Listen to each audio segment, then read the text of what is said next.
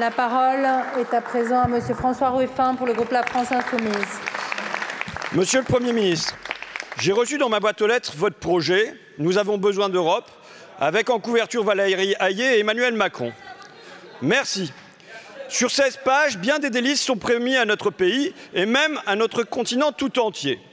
Vous vous engagez notamment pour, je cite, « une écologie à l'européenne faite de croissance, de production et d'innovation » avec la promesse, je vous cite toujours, d'un doublement de la part du fret ferroviaire.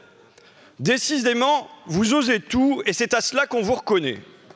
Car que faites-vous?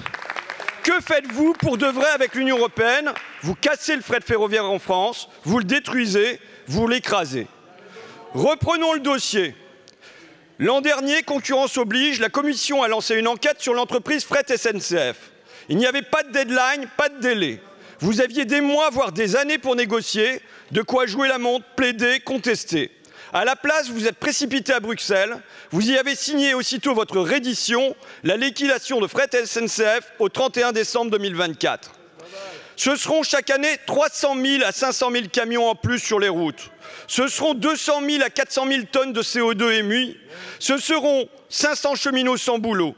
Il est vrai que nous ne sommes plus à ça près. En 20 ans, Fret SNCF a perdu 2/3 de ses effectifs. C'est un naufrage. La SNCF devrait être notre outil pour mettre les marchandises sur les rails, pour baisser nos émissions, pour diminuer la pollution. Cet outil, nous devrions le muscler, le soutenir, le renforcer, mais cet outil, vous le broyez entre vos mains, tandis que vos bouches promettent en vain. Aussi, on ne vous demande pas la grande révolution écologique, on n'attend plus grand-chose, mais au moins, nous exigeons un moratoire sur la liquidation de Fret SNCF. Je vous remercie. La parole est à Monsieur Patrice Vergrit, ministre en charge des Transports.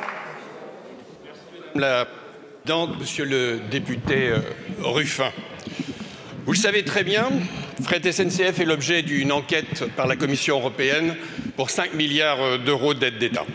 Devant la quasi-certitude d'une décision négative, le gouvernement n'a eu d'autre choix que de tout faire pour essayer d'éviter le scénario du pire. Éviter le scénario du pire. La solution qui a été travaillée par le gouvernement, et notamment par mon prédécesseur, Clément Beaune, c'est effectivement d'essayer de respecter 3 lignes rouges sur lesquelles je pense on peut se retrouver. L'absence de licenciement, l'absence de privatisation et l'absence de report modal. C'est d'ailleurs pour ça que nous avons publié vendredi dernier, pas moins que vendredi dernier, un nouvel manifestation d'intérêt pour garantir la poursuite du train des primeurs entre Perpignan et Rungis, où seront construits 2 terminaux de transport combinés. Et monsieur le député, Fret SNCF ne se résume pas au fret ferroviaire en France.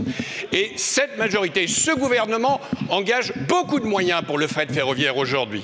C'est d'abord une augmentation de 178 millions d'euros pour les aides à l'exploitation. Et ensuite, un plan pour l'investissement de 4 milliards d'euros qui seront investis d'ici 2032 pour les infrastructures spécifiques au fret ferroviaire. Ce n'est ni plus ni moins que ce que demandait la filière. Alors, monsieur le député, je peux vous rassurer, ce gouvernement est mobilisé pour le développement du fret ferroviaire. Je vous remercie, monsieur le ministre. Monsieur le député. Oui, monsieur le ministre, on est très loin d'être rassurés. Quand, ces dernières années, c'est plus de 1000 km de lignes de fret ferroviaire qui ont été fermées dans notre pays. Je vous remercie. Vous avez un peu de temps, monsieur le ministre, si vous souhaitez répondre.